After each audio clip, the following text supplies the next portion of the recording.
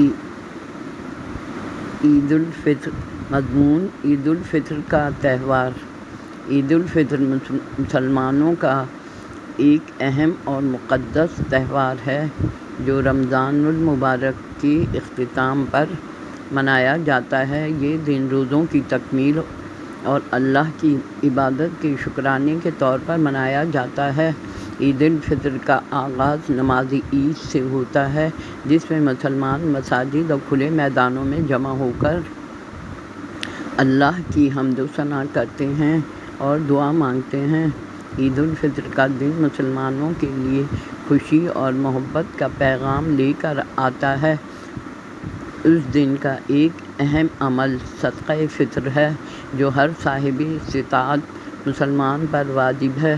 صدقہ فطر کا مقصد غربا اور نادار لوگوں کی مدد کرنا ہے تاکہ وہ بھی عید کی خوشیوں میں شریک ہو سکیں۔ عید کے موقع پر لوگ نئے کپڑے پہنتے ہیں، ایک دوسرے سے گلے ملتے ہیں اور مبارکباد دیتے ہیں۔ گھروں میں مختلف انواع و اقسام کے کھانے تیار کیے جاتے ہیں اور عزیز و اقارب اور دوست و احباب کے ساتھ عید منائی جاتی ہے۔ عید الفطر خوشی اور اتحاد کا مظہر ہے اور مسلمانوں کو محبت، بھائی چارے اور قربانی کے پیغام کی یاد دلاتا ہے۔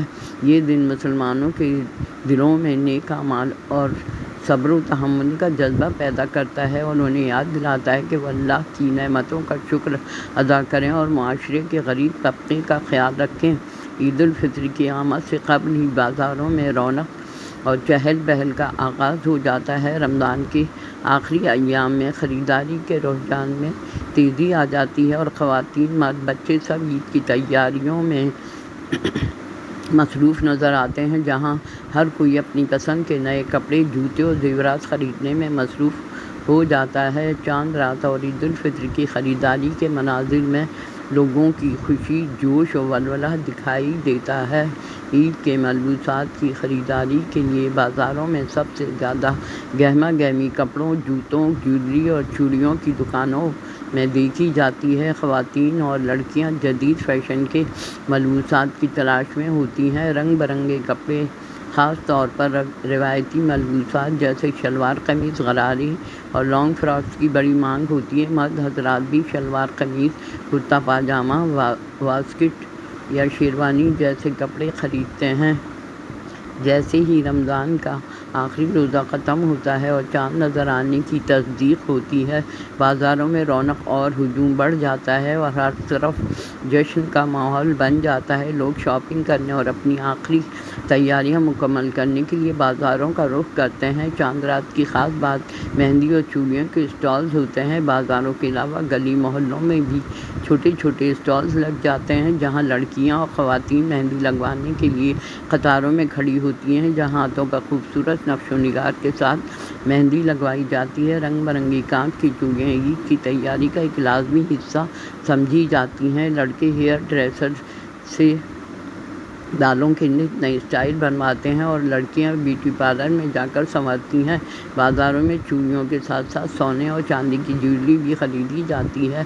علاوہ ازیں عید کے موقع پر خوشبو لگانا سنت سمجھا جاتا ہے، اسی لیے مختلف اقسام کے عطریات بھی چاند رات کو خریدے جاتے ہیں۔ چاند رات کی تیاریوں میں مٹھائیوں اور کچوریوں کی خریداری بھی شامل ہوتی ہے تاکہ لوگ اپنے گھر والوں، دوستوں اور عید کے دن مہمانوں کی تواضع کر سکیں۔ چاند رات بچوں کے لیے سب سے زیادہ خوشیوں بھری رات ہوتی ہے۔ وہ نئے کپڑوں، کھلونوں اور عید کی تیاریوں میں مصروف ہوتے ہیں۔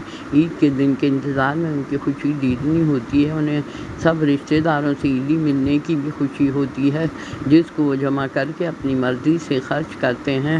سیر و تفریح کے ساتھ جھولے جھولتے ہیں اور تیاری کے ساتھ رشتہ داروں کے ہاں جاتے ہیں۔ چاند رات کو گھروں میں بھی خواتین عید کے روز کے لیے خصوصی پکوان تیار کرتی ہیں، جن میں شیر خورما، مٹھائیاں، کچوریاں، بریانی، پلاؤ اور دیگر لذیذ کھانے شامل ہوتے ہیں۔ لوگ اپنے دوستوں اور عزیز و اقارب کو عید کی مبارکباد دینے اور تحائف دینے جاتے ہیں۔ یہ دن محبت، بھائی چارے اور خوشیوں کے پیغام کو بھی فروغ دیتا ہے۔